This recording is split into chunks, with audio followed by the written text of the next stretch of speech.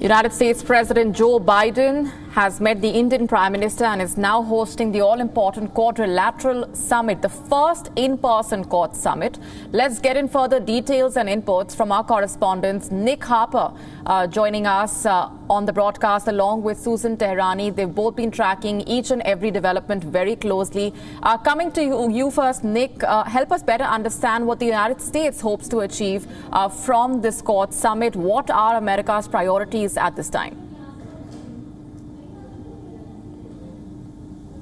Well, the White House has always said that it's putting the Quad as a priority. It's something that President Biden announced very early on in his presidency at the start of this year, that he wanted to reignite the Quad, but have it from a leader's point of view. Foreign ministers have met in the past, but this would be the first time that the leaders came together. They did it virtually in March. Now they're doing it in person, but a whole range of topics that they want to discuss. Of course, China is in many respects the elephant in the room. All four countries have different issues with China. Joe Biden has said throughout that he wants to build this alliance of allies and partners around the world to be able to stand up to China and to counter its assertiveness, especially in the Pacific region. And that's why he's gathered together these other three leaders. He wanted to talk about COVID-19, about climate change, about supply chain issues.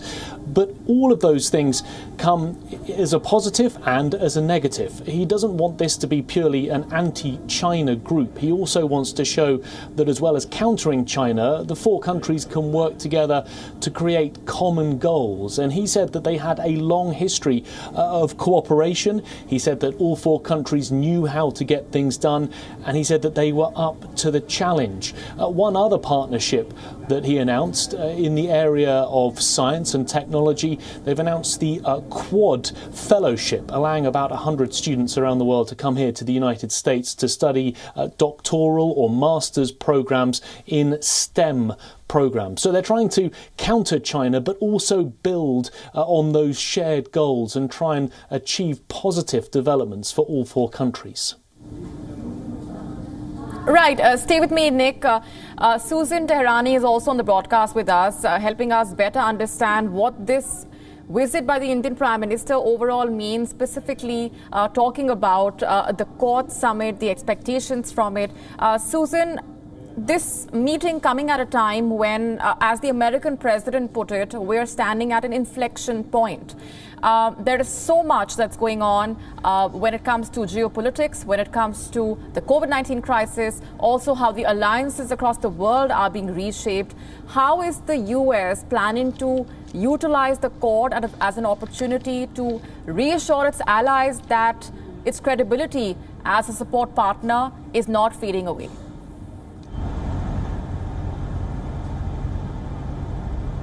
Absolutely. The meeting really does come at a critical time in foreign policy for the Biden administration. I mean, one can't forget that it was only a few weeks ago when there was this sort of messy withdrawal from Afghanistan that left the international community wondering what happens next, not only with the power vacuum in the country, but with regional security and stability, and what does it mean for alliances moving forward on the part of the United States and others. So the United States is in a position right now to really assure its allies, not only in the Indo-Pacific, as part of the Quad, that it does want to move forward and really work with them, not only on counterterrorism efforts and on strategic and political aspects as well, but also assure its traditional allies in Europe, as we saw with the telephone conversation with President Macron, and also, you know, forging ties not only with Australia, but with the AUKUS deal going to the UK as well. And really trying to come together and maybe build some creative alliances to really challenge to combat the challenges of the 21st century in more creative ways, not just in terms of countering certain challenges, but also being very creative in not only defense, but other areas as well. As Nick mentioned, you know, you have that sort of the 5G diversification effort, which was very creative, that President Biden mentioned. He specifically wanted to mention this fellowship program because that is sort of a soft power cooperation between the Quad, and he wanted to put that front and center as one of a clear example of what the Quad is about. It's people to people, it's diplomatic, it's about cooperation. Of course, the elephant or the dragon in the room is China. This cooperation, these countries did come together because of maritime security. All of that is true, but they also have shared interest in other areas as well.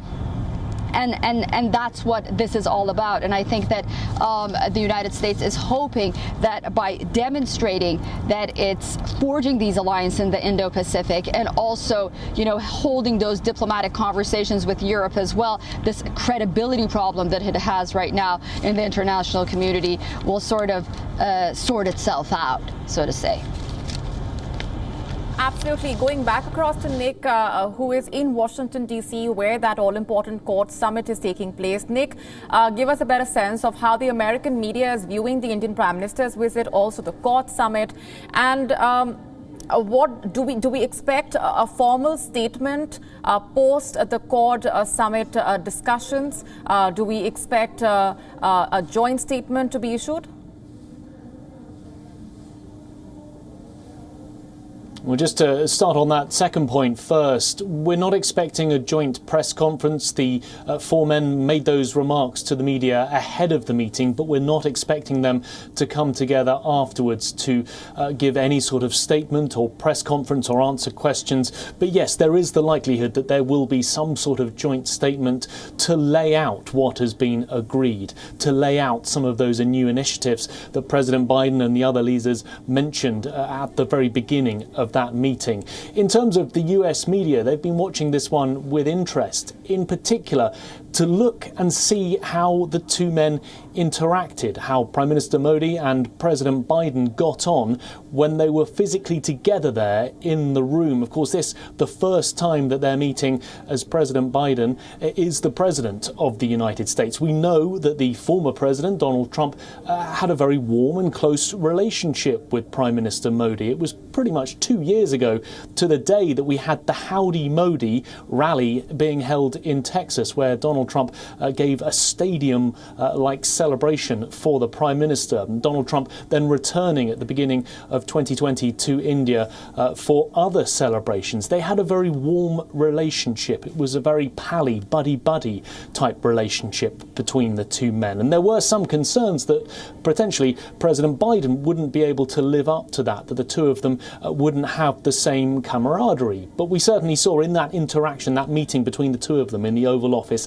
ahead of the four leaders getting together, they seemed to get on very well. They shared a joke. There seemed to be warm interplay between the two of them. That is something that was being watched closely, though, just to see on a personal level how they would interact. But because, of course, these very personal relationships, these personal meetings can mean a lot for how relations go from here. So the hope was that it would be a warm meeting, which could potentially spell warm relations going forward between the US and India. Right, and taking that to Susan. Susan, there's a lot that's been talked about in terms of the warm camaraderie, the bonhomie seen between the two leaders with the warm handshakes and whatnot.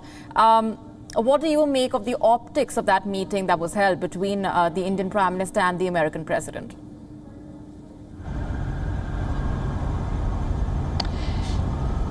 Yeah, I think that's absolutely true. When Prime Minister Modi was speaking, first of all, I think it was very interesting that it was the first thing that Prime Minister Modi alluded to was the fact that we're looking forward to a very strong trade partnership with the United States. That was the first soundbite that we heard from the Prime Minister, which really shows the importance that he also attaches in terms of commerce with the United States. And when he said that, President Biden sat up and really turned to the Prime Minister and crossed his his legs and, was really alert in listening to what Prime Minister Modi had to say. But yeah, I think their interaction was very comfortable. It was very friendly. It's also very significant and important to see the two men interacting at a time when a lot of President Biden's meetings have been virtual, notably on the sidelines of the United Nations General Assembly. These summits, regarding COVID and whatnot have been virtual. He's been getting some criticism because of the fact that he was sort of in and out of New York after his speech and he didn't carry out much diplomacy. But we do know that when he does want to carry out these diplomatic endeavors, when it is important to him, he really does step up and he does have these meetings, and you really do see where the priorities lay. I mean, it's clear that the fact that this summit was in person, he wanted to be face to face, says a lot. I mean, not just symbolically, but the optics are very important. Right. And Nick, is there a sense that the Biden administration has been trying to avoid addressing the Afghanistan crisis to the extent that the other Quad partners would like, specifically India, given that the Afghanistan debacle does have far-reaching implications for the entire region, particularly for India? Well, undoubtedly for India, of all the other three countries, India is geographically the closest, but also probably the one that is the most concerned. The possibility of terrorist cells breaking out in Pakistan, in just the neighbouring country, is of great concern to India. And that is something that Prime Minister Modi would undoubtedly have wanted to press President Biden on behind the scenes. In the same way that none of them mentioned China by name, they also didn't seem to want to bring up the issue of Afghanistan during those public comments. But it is something that all the countries are concerned about, not just from a counter-terrorism point of view, but what it means in terms of alliances and partnerships. That real concern that the United States left, and left very hastily. They left not well. And there is that concern from partners and allies around the world about whether the US would stand up and support other countries. That is something that we've certainly seen over the last few weeks since that messy withdrawal. So yes, India would want to speak about that. Prime Minister Modi would want to get reassurances from President Biden. The White House, the Pentagon, the State Department, all of them have said that they will continue to be engaged in Afghanistan, not just on a humanitarian perspective, but also militarily. They won't have boots on the ground, but they will be able to carry out counter-terrorism operations in the way that they have in Libya and Yemen, where they don't have American soldiers, but they continue to use drone flights to monitor the situation on the ground. So the US says that it is still engaged, but I imagine that India would want to have concrete assurances that that's certainly going to be the case going forward over the coming months. All right, leaving it there for the moment. Nick Harper and Susan Teherani, thanks very much for joining us with those details. We, of course, will continue to monitor those developments very closely. WION now available in your country. Download the app now. Get all the news on the move.